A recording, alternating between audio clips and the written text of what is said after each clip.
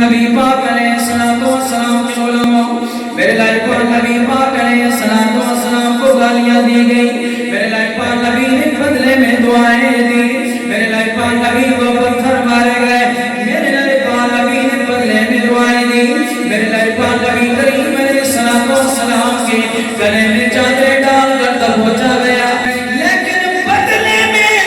میرے لائق نبی پاک علیہ السلام نے دعائیں دی۔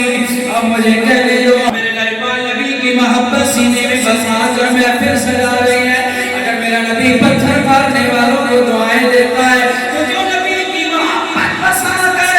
نبی کا کلمہ پڑھ کے تاجدار ختم نبوت اور لبیک یا رسول اللہ کے نعرے لگا رہی ہے، میرا لائق نبی ان امت مصطفیٰ کے غلاموں پر کتنا کرم کر رہا۔